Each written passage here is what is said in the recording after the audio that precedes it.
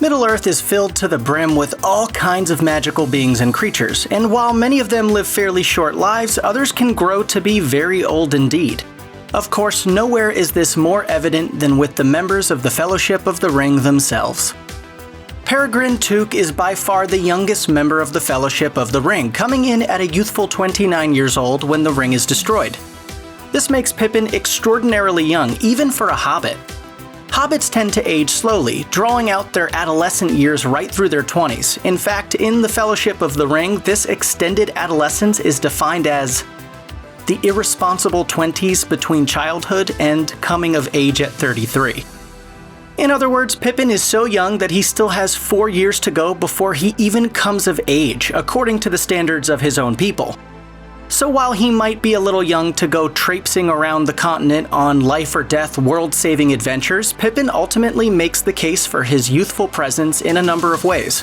For one, he indirectly helps the cause by giving in to temptation and looking in the Palantir, preventing Gandalf from accidentally doing so himself, which would have revealed the wizard's thoughts to Sauron and meant disaster for the Free Peoples. On top of that, the young hobbit helps convince the Ents to attack Isengard, and ultimately saves Faramir from being burned alive by his own father. Heck, in the books, he even single-handedly takes down a huge hill troll chief in the final battle at the Black Gate. Young or not, it's a pretty lucky thing he's on the team.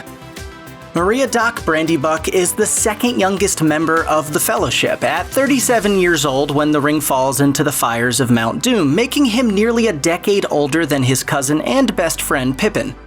While still young for a hobbit, Merry demonstrates a distinct level of maturity that his younger compatriot tends to lack. For instance, when Pippin casually shrugs off the repercussions of looking into Saruman's Seeing Stone, it's Merry who calls his friend out on his flippant attitude. He sees the inherent danger that they're facing and chastises Pippin for his foolishness, even throwing in the jab that his friend smokes too much. This wouldn't be the first time Merry has had Pippin's back either. As he watches Pippin race away with Gandalf on Shadowfax, Merry points out to Aragorn that he's always been there to get his friend out of trouble. I would get him into the worst sort of trouble, but I was always there to get him out. And sure, Merry does spend most of his time indulging in drink and stealing fireworks, but he does turn out to be just as valuable in addition to the crew as Pippin. If it weren't for Merry's help, for example, the Ents likely wouldn't have attacked Isengard. It's also Merry's small act of bravery that helps Éowyn kill the Witch King, once again vindicating his small yet critical presence in such an old and venerable fellowship. As far as hobbits go, Samwise Gamgee is much closer to a proper adult, but a young one. By the last days of the Third Age, Sam is 39 years old. Even at his relatively young age, Sam's temper, mood, and general demeanor tack toward the more mature side of things. Compare him with his hobbit companions, for example. Merry and Pippin tend to be distracted by the slightest opportunity to eat, drink, smoke, and generally mess around. But Sam has no problem prioritizing and tending to his responsibilities, whether they consist of caring for the Bag End Garden, pursuing Rose Cotton, or helping his master travel across the world to throw a ring into a volcano. That said, Sam does still have his youthful moments. For instance, early in the Fellowship of the Ring, he's informed that the hobbits will be taking a shortcut across the Shire in order to avoid a run-in with the Black Riders. Predictably, Sam goes along with this, knowing it's his duty to follow his master wherever he goes. Inside, however, he has his own misgivings, due to a deep regret at the fact that they won't get to pass by an inn on the road that's particularly well known for its excellent beer. Hobbits. But for the most part, Sam is perfectly capable of demonstrating wisdom and endurance far beyond his years. He remains faithfully by Frodo's side, correctly predicts Gollum's treachery, fends off Shelob by himself, keeps his master focused, and ultimately carries him halfway up a mountain. So yeah, go Sam. While he doesn't live to see the ring destroyed, Boromir is 41 years old when he joins the Fellowship of the Ring, putting him just a tad older than Sam. Boromir is a man of war through and through, who, in spite of his years, still possesses a decent amount of youthful vigor. Brave, strong, and daring, the heir to the Steward of Gondor displays equal parts experience and energy throughout the Fellowship's early adventures. While he's most known by fans for his betrayal and attack on Frodo, before that point, Boromir had cultivated a stellar military reputation and is widely known as a fierce warrior, a cunning captain, and a brave leader of men. He's also idolized by both the soldiers of Gondor and the riders of Rohan. In fact, even the recklessly brave Éomer describes him as a worthy man, adding that, "More like to the swift sons of Eorl than to the grave men of Gondor he seemed to me, and likely to prove a great captain of his people when his time came." Even after he falls to the lure of the ring, Boromir is able to rally his spirit and sacrifice himself in defense of his younger companions. In the end, however, it's not enough, and Boromir becomes the only member of the Fellowship to truly perish during the War of the Ring. Frodo Baggins has a full 10 years on Boromir, making him 51 years old by the end of his adventures. In fact, he pretty much kicks things off by leaving Bag End the day after his 51st birthday. While this puts him squarely in the middle of a hobbit's lifespan, the truth is the 51-year-old ring-bearer actually has the body and demeanor of a 33-year-old when he sets out on his quest. Frodo receives the ring from his cousin Bilbo during his 33rd birthday party, which happens to exactly coincide with Bilbo's 111th birthday. From that day forward, the Hobbit doesn't age a day. The magic of the ring prevents his body from aging, keeping him young and attracting the envy of his rapidly aging neighbors. So while Frodo is technically older than Merry, Sam, and Boromir, in a certain sense he's physically younger than all of them. This ends up bringing him the perfect mix of youthful strength and middle-aged wisdom that makes Frodo the perfect candidate for the job of carrying and destroying the One Ring.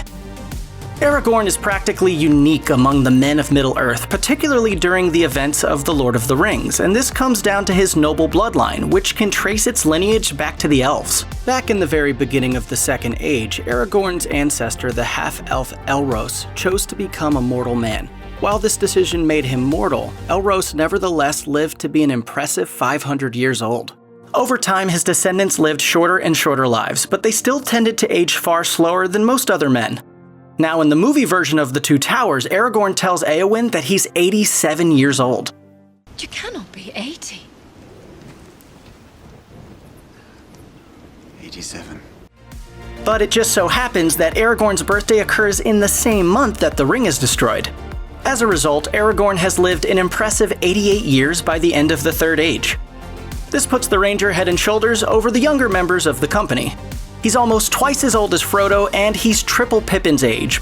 But while he remains a steadfast warrior, Aragorn's age also makes him a particularly deft leader of men, priming him for his role as the eventual High King of Gondor and Arnor. In the end, Aragorn goes on to rule for another 120 years, finally dying at the ripe old age of 210. Gimli tends to be the one to provide the occasional dose of comic relief, especially in the movies, and this might sometimes make him seem like a fairly young dwarf. And to be fair, he is young, by dwarvish standards. In fact, he's just 140 years old during the War of the Ring. For context, when Thorin Oakenshield is killed during the Battle of Five Armies, he's nearly 200 years old. When Balin falls in his attempt to retake Moria, he's 231 years old. Heck, when Dane Ironfoot dies in battle during the War of the Ring, he's 250 years old and still swinging a battle axe like it's nobody's business. Suffice it to say that Gimli is still in his youth when he joins the Fellowship. In fact, in J.R.R. Tolkien's posthumously published work Unfinished Tales, Gimli points out that he was around during the events of The Hobbit and wanted to join the quest of Erebor to reclaim his people's lost home and treasure. The only reason he didn't is that, as he explains, "I was not allowed to go on the quest. Too young, they said. Though at 62, I thought myself fit for anything." Fortunately, by the time of The Lord of the Rings, he's more than doubled in age, making him the perfect dwarf to bring a little muscle to the ranks of the Nine Walkers. Being an elf, Legolas is immortal. As a result, his age means little to him, and apparently it meant little to Tolkien too. The author provides very little backstory for the Elven Prince, which is kinda strange considering how important Legolas is in the larger story. With that said, it's possible to at least figure out enough about the Mirkwood princeling to understand that he's much older than almost everyone else in the Fellowship. Specifically, there's a line spoken by Legolas in The Two Towers as he, Aragorn, Gimli, and Gandalf approach Edoras and discuss the history of the Kingdom of Men. When Gandalf mentions the building of the Golden Hall, Legolas points out, 500 times have the red leaves fallen in Mirkwood in my home since then, and but a little while does that seem to us. In other words, Legolas's life stretches way back to before Rohan was ever founded, making him at least 500 years old and likely much, much older than that. Gandalf is hands down the oldest member of the Fellowship of the Ring for a number of different reasons, and likely by a good margin too. Let's start with his physical form. Gandalf the Wizard arrived in Middle-earth roughly 2,000 years before the ring was destroyed. Now, if this were his actual birth date, you might be able to make an argument that Legolas could well be older than Gandalf. But the truth is, Gandalf's time as an old man in Middle-earth is just one small part of a very long life. This is because Gandalf is one of the Maiar, a host of angelic spiritual beings that serve the godlike Valar in the Undying Lands. Gandalf was only given his elderly body when he was sent to Middle-earth to help guide the Free Peoples in their war against Sauron. For millennia before that, he existed as the spirit Olorin, and was more than likely around before the creation of the universe itself. It might not come as much of a surprise considering he's the wisest and most powerful member of the Fellowship, but it's true enough regardless. Gandalf is the oldest member of the company by a long, long way indeed. Check out one of our newest videos right here. Plus, even more Looper videos about your favorite movies are coming soon. Subscribe to our YouTube channel and hit the bell so you don't miss a single one.